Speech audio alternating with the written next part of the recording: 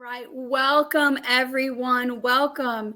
This is DeAnna Elliott, and she has worked in the field of infant massage with parents and babies since 1981. She was trained by Vimala McClure in 1982 as a trainer.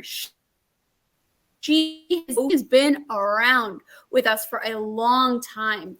She has been on the board of the U.S. chapter and worked on the committee for trainer candidates. She has produced films and documentaries on infant massage and the neuroscience of fetal development.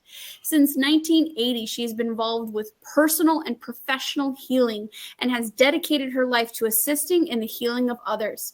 We now live in a very demanding time that for many of us demands the release of the false sense and our deep conditioning so we can step into a higher nature without that influence. Her commitment is to assist both humans and animals in their healing to release unresolved traumas that interfere with the expression of our higher nature.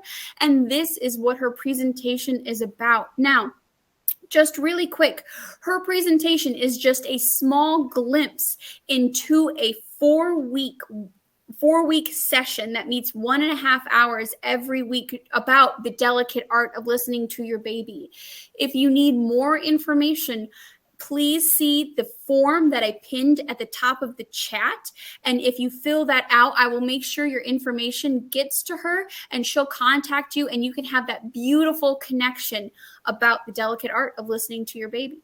I'm going to pop off the screen and DeAnna will get her presentation up and take it away. Attending this presentation, I'm going to start with some information about my personal journey and then some information about the depth of understanding in this presentation. So I think I took Vimala's first or second training and was actually obsessed with incorporating infant massage into any parenting program I could find. So that included hospitals, infant daycare centers, social services agencies, adoptive families, and more.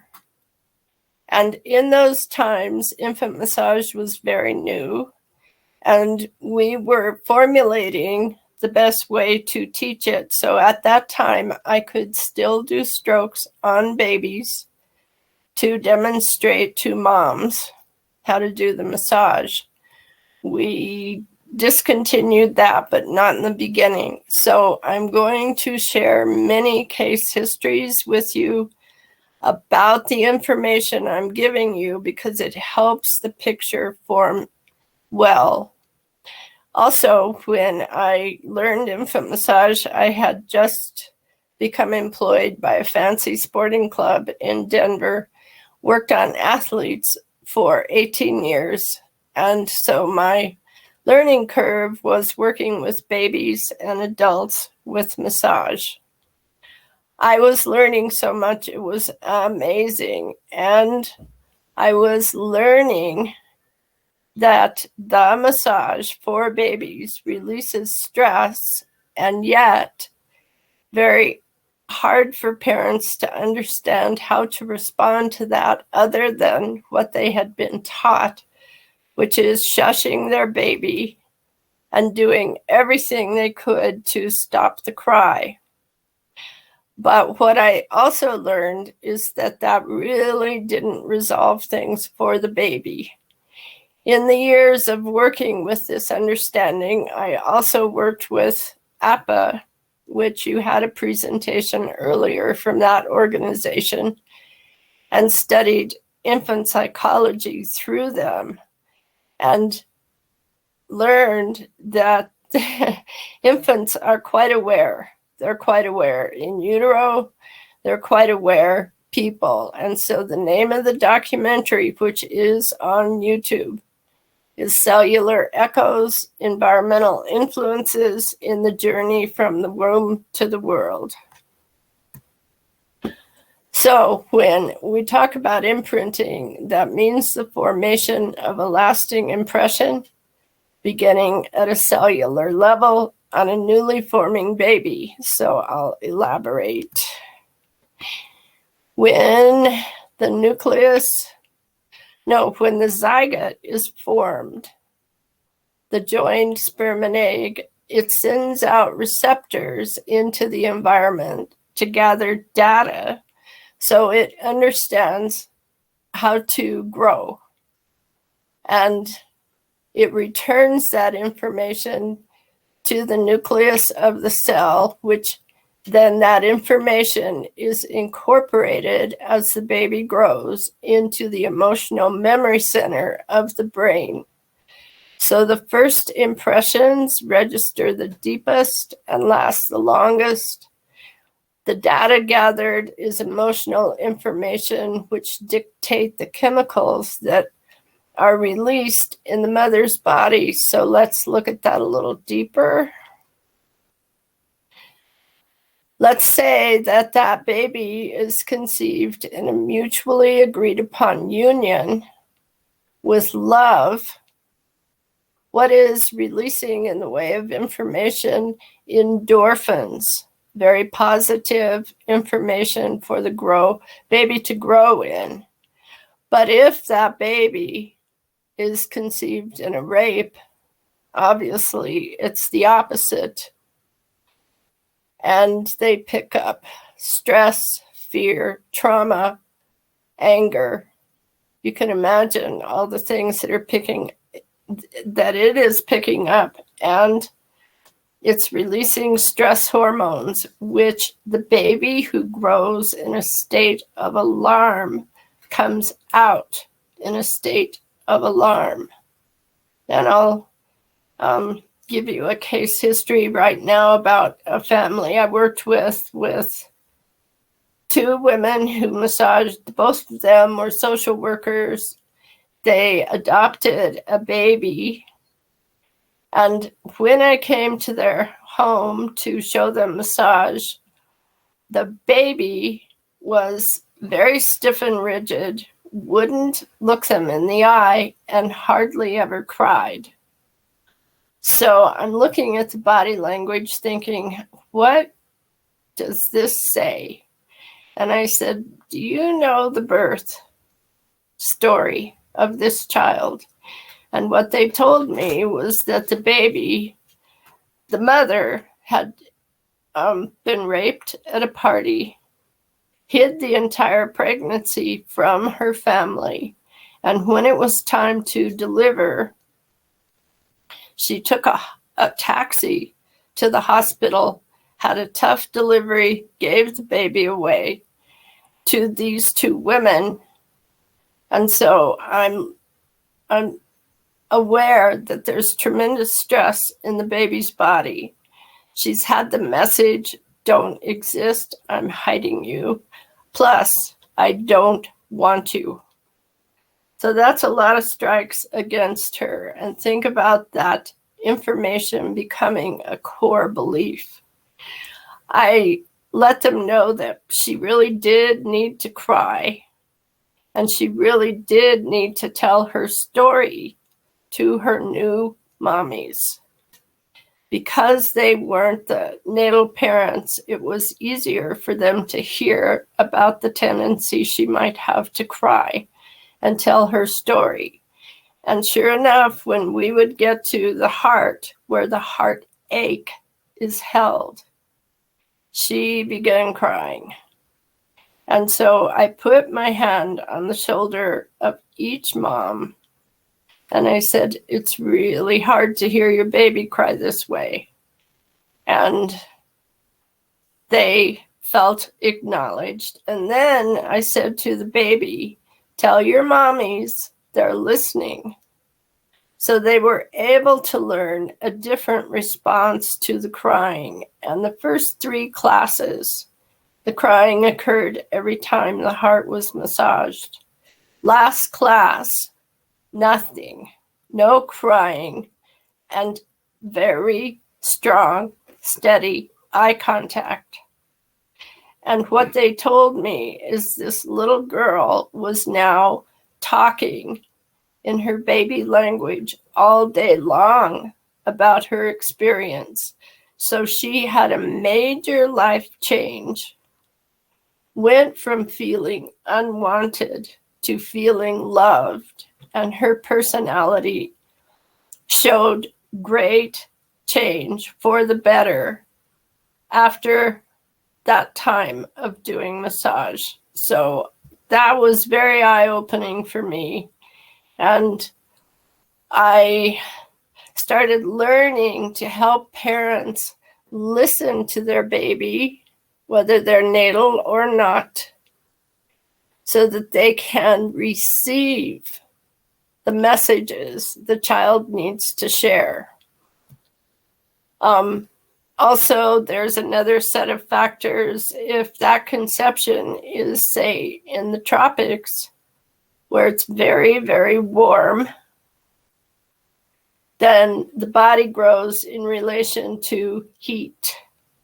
If it's, say, in Alaska and way up high where it's very cold, or perhaps Scandinavia, then the body is developing a relationship with cold. Also, a rural environment is much more peaceful and quiet than in the city.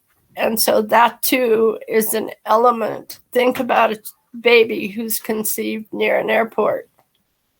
And always that sound of planes landing is surrounding that baby. That has an impact as well. And sometimes babies who are born in very cold environments really don't want to stay there at all. Sometimes it's the most comfortable thing they can be in. There's unique responses because we are all unique individuals. There's no question about that.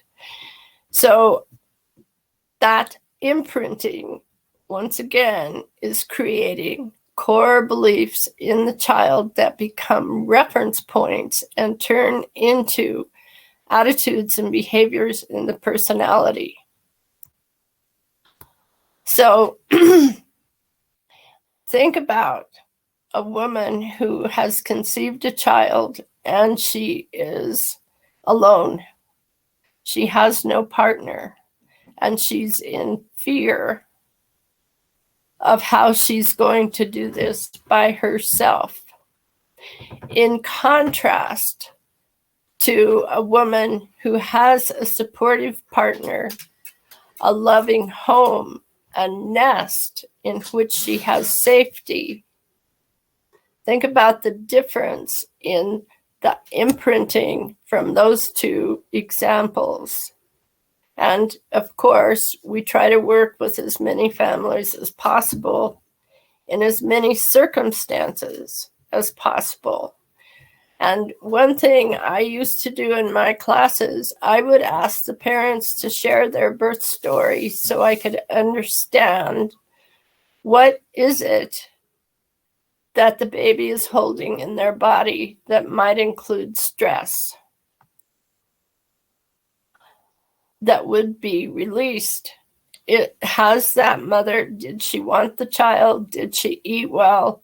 Did she exercise? Did she do what was needed to help that child develop in a womb where they were welcome, the right foods were eaten, the exercise was done, and often speaking to the baby while rubbing the tummy.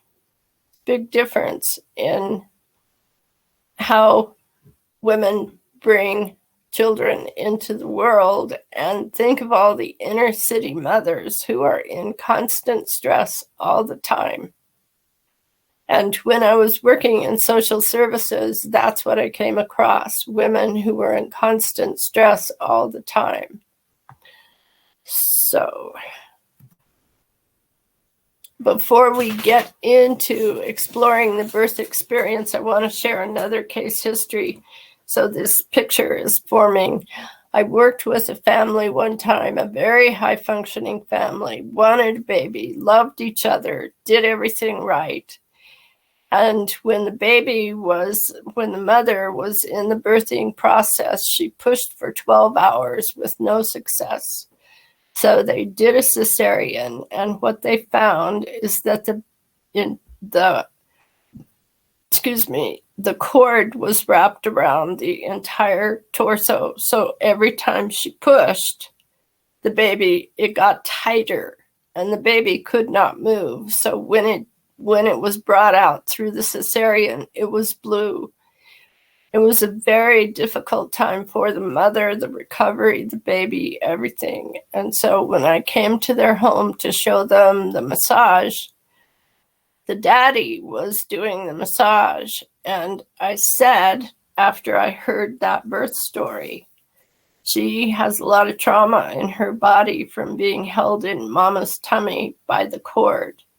There will be a time when she cries, and she really needs you to be able to hear her story. So when the father got to the chest, once again, opening up the heartache, she really started crying, and he looked at me and he said, "I don't think my baby likes me." I said, "No, no, no. Your baby is telling you her story of how scary it was to be trapped in mama's tummy." And his face turned from one of self-doubt to one of big protective daddy. And he looked at her and he said, "Tell me all about it, sweetheart. I'm right here. I'm listening." And while she was crying very hard, I had my hands on his shoulders and I was saying, "Good job, good job. Just keep hearing her story." Well, once again, first 3 weeks in the class, she released tremendous trauma out of that heart area. Last class, she didn't peep. She looked at her daddy straight in the eye with total love, and those two were completely, totally bonded forever. They were almost inseparable. So what that attitude would have turned to if she hadn't had the intervention of infant massage would have been something in the nature of panic attacks around tight clothing or tight places, or something that would activate that memory stored in the emotional memory center of the brain. And she would have panic attacks, and no one would understand that came from her prenatal experience with the cord. What probably would have been done is she would have been given antidepressants, which wouldn't have helped relieve the trauma at all. She changed from a baby that had a furrowed brow and lots of concern in her face to one who was totally, completely excited about life. She wanted to know who everyone was, where they were. Let's see that. Let's do that. And it was a major life change in her first 6 weeks of life. So there's a gentleman who started the Pre and Perinatal Association named Dr. Thomas Burney, who wrote a book called Secret Life of the Unborn Child. And in his research, he used hypnosis to take people back to their time in utero to see how much comprehension a baby has about what's going on. And in one of his case histories, he worked with someone who was completely terrified of hot water, but had no idea why. When he was regressed to that period of his development, he saw that his mother had tried taking extremely hot baths to abort the pregnancy. He came to a point with her where he had a heart-to-heart talk, and she admitted that. So seeing it and letting it surface with the help of Dr. Burney in his therapeutic work helped him resolve that and come to a state of peace about that time in utero. Another one of his case histories was a gentleman who was a concert conductor, and he found he always knew the cello section by heart, didn't understand why. And then in his hypnosis session, saw that his mother was a performing cellist and was always playing during her pregnancy. So that's how that formed. So the comprehension for babies is huge, but mostly it is not acknowledged through therapeutic work. Mostly it's not known about in therapeutic work. And I bow to the Pre and Perinatal Association for their research on infant awareness and infant psychology. It's huge. So let's look at some of the experiences babies have when they're going through these different birthing styles, and I'll help you understand how that works. Let's start with the premature baby.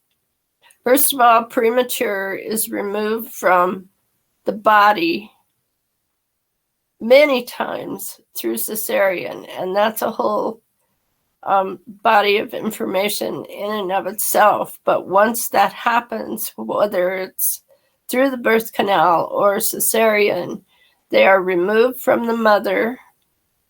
There are painful needles put into their body, and they're put into isolation in an isolette to help their body survive being premature. So what happens is they bond with isolation. They identify with isolation and pain.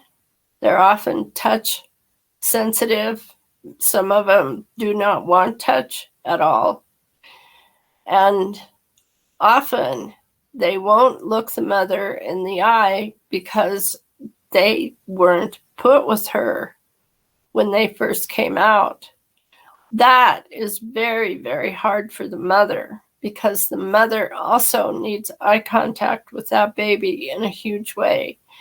So at one point, I was asked by a hospital in Boulder, Colorado, to come teach the nurses how to massage the preemies. And so that was a time when we could still touch the babies. And they brought me a baby whose arms were wrapped around the torso, legs were folded up, and eyes were closed. And I'm looking at the body language thinking, I can't just pry this baby open and start the massage. So I started gently rocking the bottom and saying mentally, I'm here to help you. If you want me to stop, you show me and I will. So a leg came down into my hands. I was amazed. I did that leg, and then the next leg came down, and that was amazing too. And then I was able to do the tummy. But when it came to doing the heart, the arms did not open. And it said to me, the baby is still protecting its heart. So I just stroked the arms across the heart in respect to what that baby's body language was saying. When the mother was doing the massage, she said to me, I don't think my baby likes me. She won't look me in the eye. And I said, she's not really ready for that. That is a developmental step, and she really isn't supposed to be here yet. So be patient, and with your massage, talk to her. And as I was saying that, her baby turned its face into its mother's, eyes opened. Everybody in the whole room was crying, including me, because we just saw something open in that child.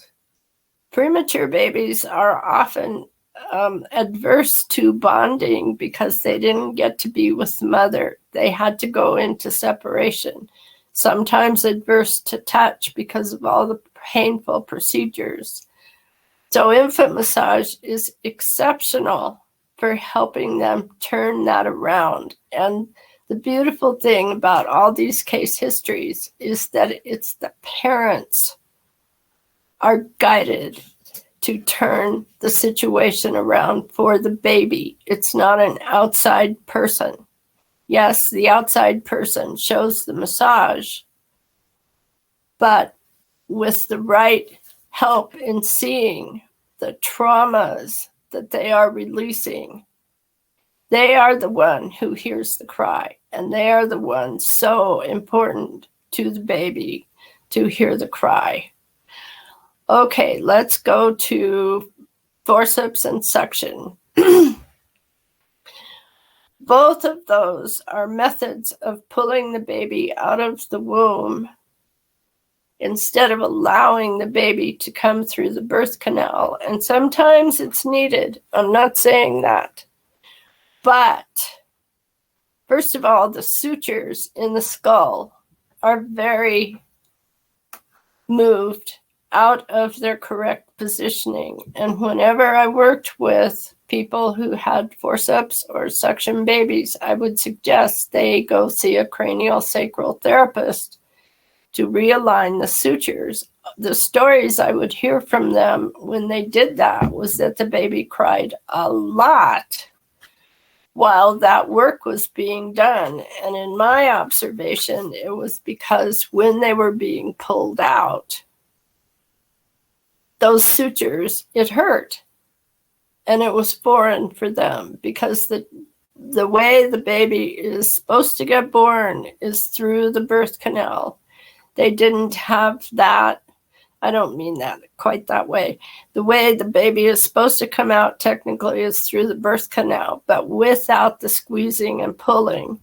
And in the documentary I mentioned, it's tribal birth wisdom compared to contemporary scientific understanding. And every tribal woman I interviewed said you never pull a baby out of the womb because it interferes with their first act of personal will. So what I noticed is, and asked the families about if that was their type of entry, is how is the will function for your child? Do they wait for something outside of themselves to help them into birthing into the next step in their life? And often the feedback was yes. They look around for help because that's the imprint they had coming in. And they too will cry, but often it's when the face is done because the forceps affected the head. So let's move on to C-section. In that form of birth, the baby is lifted out of the womb. The mother is cut open.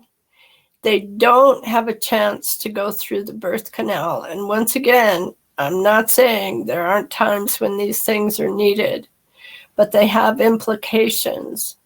The squeezing of going through the birth canal is necessary to help the body understand it's time for gastrointestinal functioning to begin. They don't get that squeezing, so they're often colicky.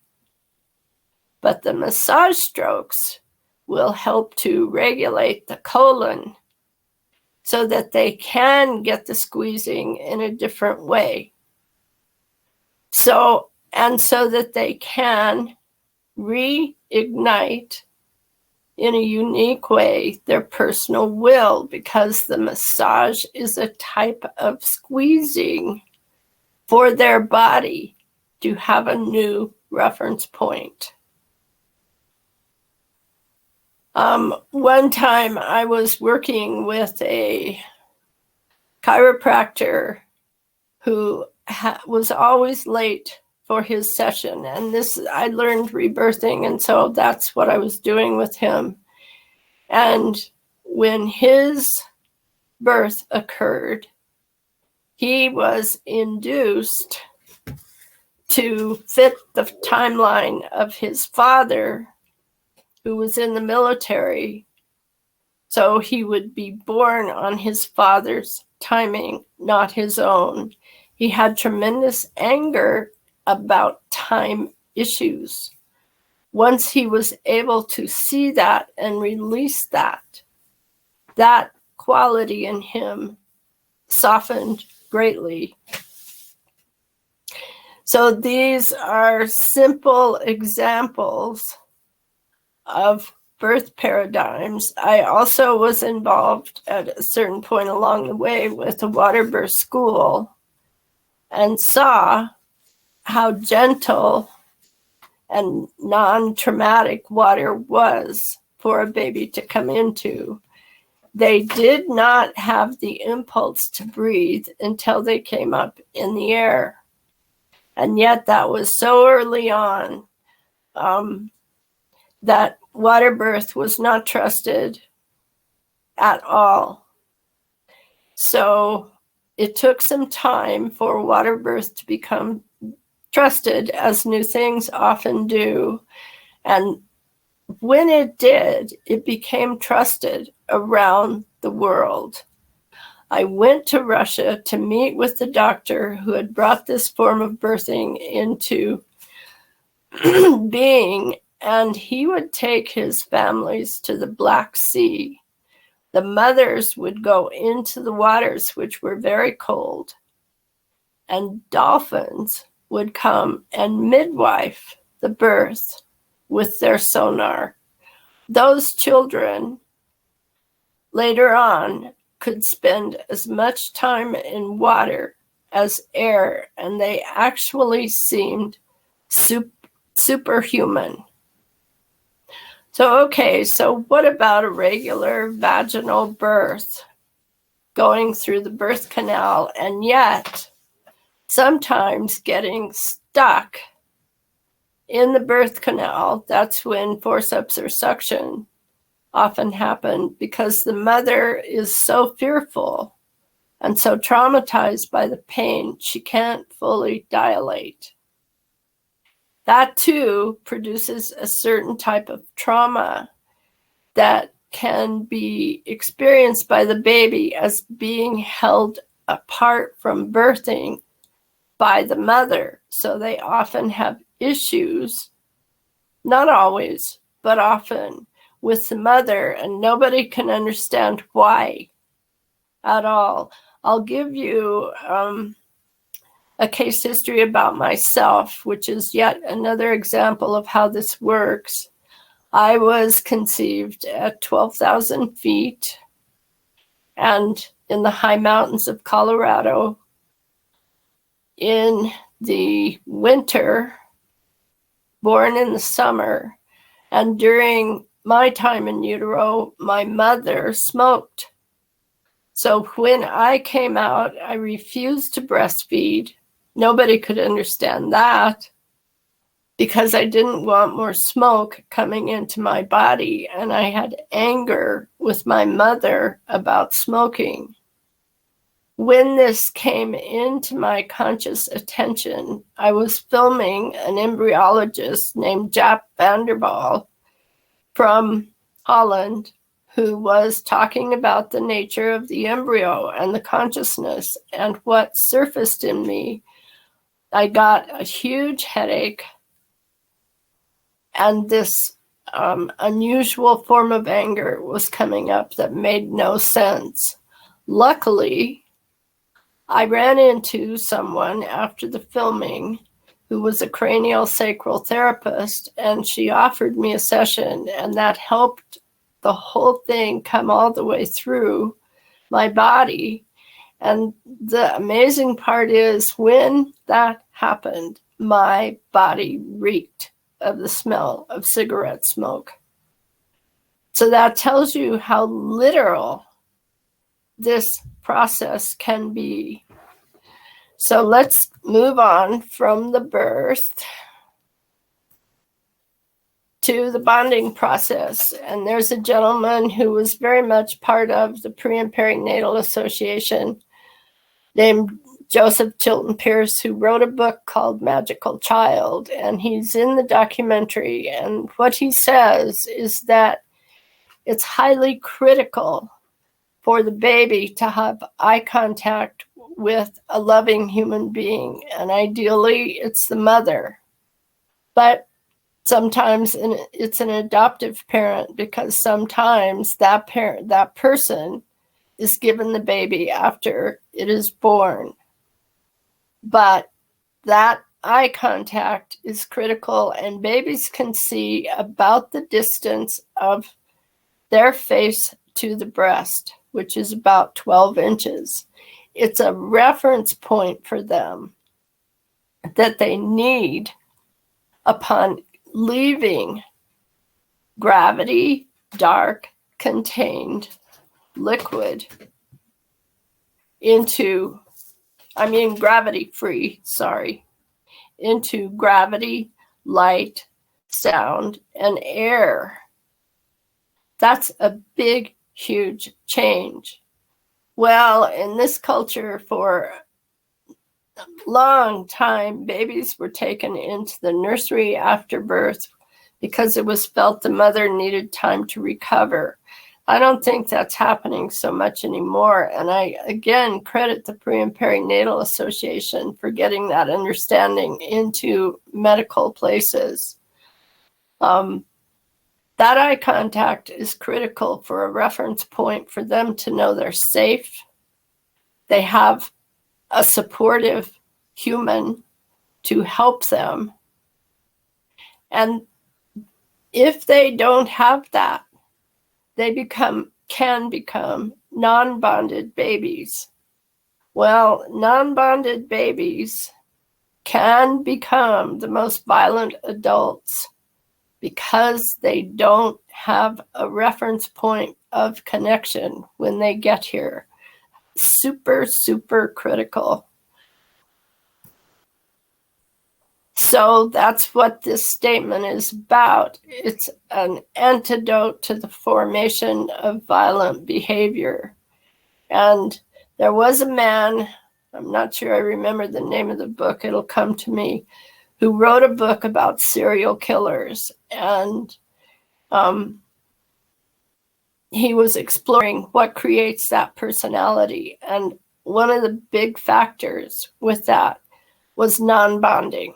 They don't have a reference point to anything. And so their personality forms in a very destructive way. So this work is life-saving, both for families and babies. I've seen so much dramatic change, and for the better. And I hope those case histories help that understanding. And I see that we have a little time. The documentary includes imprinting from conception, gestation, birth, and bonding. It's a presentation of tribal birth wisdom and contemporary understanding. And the tribal woman, Sabanfu Somé, who's interviewed in this documentary, is from West Africa. And listen to the story of how they bring babies into the world. When the parents are thinking about conceiving, the whole community builds an altar to that child, and everyone brings a gift from themselves to that child. That's a welcome gift. Then during the pregnancy, during the pregnancy, the grandparents are given the name. The name means their life purpose. When the mother is doing the physical birth, the father is with the men doing the spiritual birth. And while that mother is pushing, all women in the village are squatting and pushing with her. And finally, when the baby comes out, the children are singing to the baby. They're singing their name and their life purpose as they enter the world. And think about the imprinting of that type of entry. It's very impressive what tribal people understand. So the groups that I worked with were Cherokee, Hopi, Aboriginal in Australia, and African. And the main interview is the African woman named Sabantu Somé. So we have some time for questions. Please share your questions now, and I will do my best to answer them. And thank you again for being part of this presentation.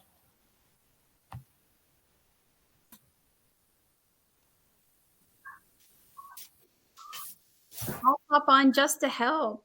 Oh, link to the movie, please. Are you looking for the link to Cellular Echoes? No. Which movie? No. It's on YouTube. Link to the movie. Where do I do that? Oh, what was the movie called? Cellular Echoes, Environmental Influence in the Journey from the Womb to the World. Okay. Hold on, it gets a little loud over here. I'm going to look up the tribal wisdom one. So everybody keep asking questions. DeAnna can see them, and I'll try to find some of these and put them in the chat for you all.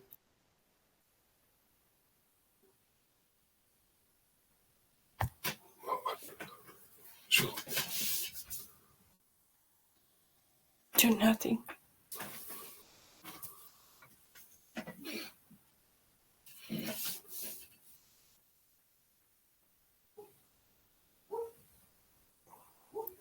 And also, if we can't find them, I'll let me put your email. Is that okay if I put your email? Yes, please. Please.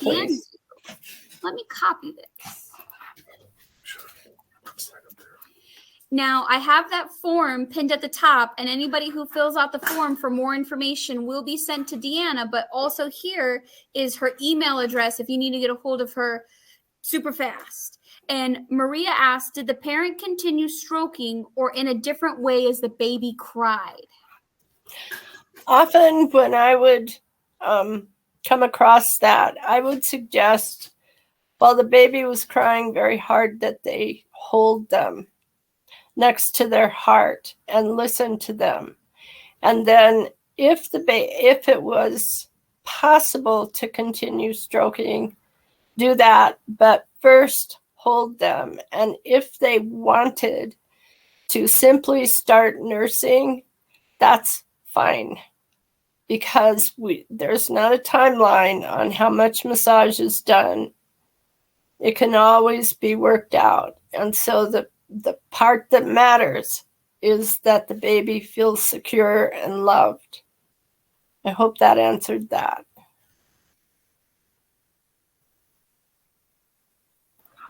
Sorry, I'm back. Peggy asked a question. What was the first book that you referenced?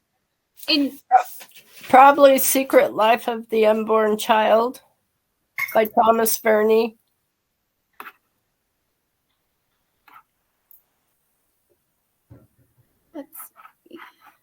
I'm seeing what I can find on it.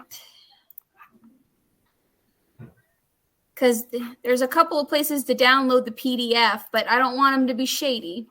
No, they look shady. So I will send that to people.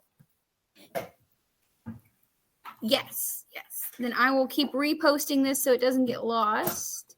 And I see a statement. It's a very old book, but it was very insightful. It came out in the 80s, but there still isn't enough information out there about infant awareness. It's huge.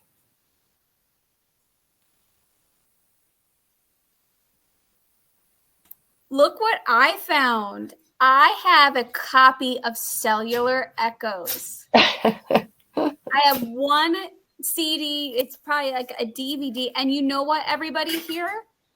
I'm going to put this into the raffle. We're having a raffle with a whole bunch of different people. So I'm going to put this into the raffle as well. I just wanted to make sure we had a copy. I sent my husband for it. But you can also find cellular echoes. Let me open and show. Okay. It's a long title. Yes. But it is on YouTube, and I'm sorry I don't have that.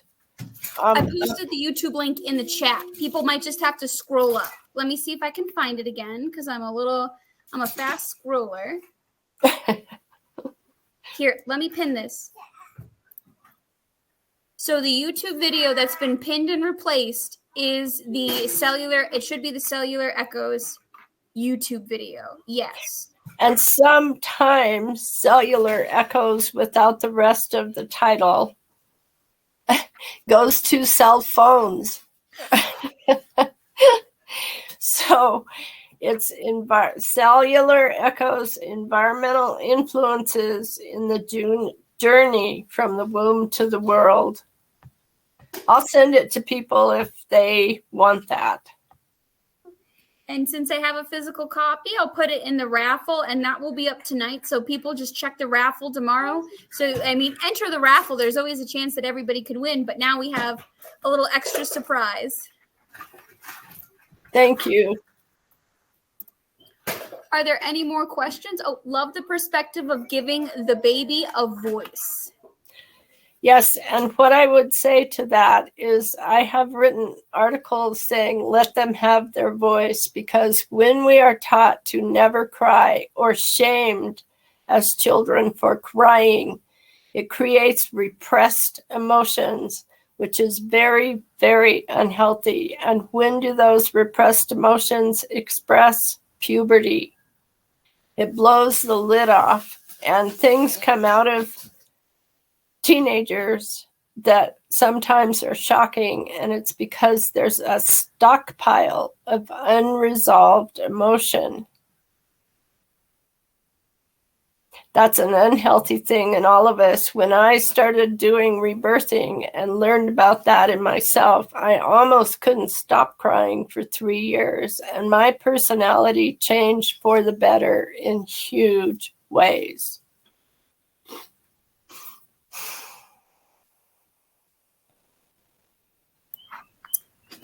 It looks like, wow, I'm learning so much in a short period of time. From Marcelina, Maria says, thank you so much for sharing your experiences and wisdom.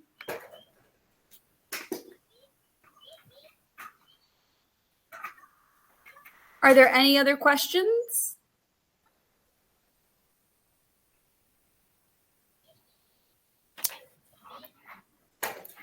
We're just waiting. I'm gonna... Do you have a reference page where everything is documented?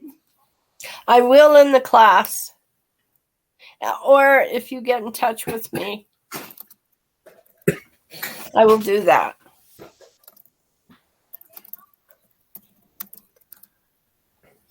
Are you teaching, and are the classes listed on your website? I'm no longer an active participant in teaching infant massage. I did it for 35 years. And I had a severe accident of a cracked pelvis and walking on a pinched nerve, and it interfered with the travel. So I had to let go of being an active trainer. But this is where I still have something of value to share. Yes, I'm teaching other modalities.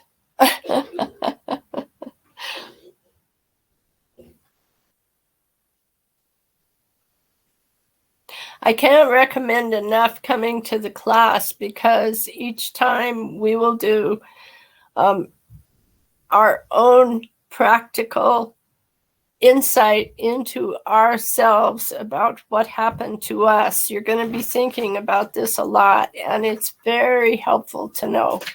I can do sessions with people long distance about that. So it's helpful to release all this. And Joanne says teaching live streams too. We'll try to get you set up for one of those one day. The live streams. Well, I just want to take a moment while people are thinking of more questions. As This and Nikki Lee, who's on stage, are our last sessions for the first day of the conference. I just want to thank you all from the bottom of my heart for coming out to the conference, for seeing Miss DeAnna, for seeing all of our wonderful presenters today. As the videos load, I am loading them into replay so you can catch them again tonight, but I'm also downloading them to edit. And like I said before, all ticket holders will receive these videos on a YouTube playlist. So you can watch this information again.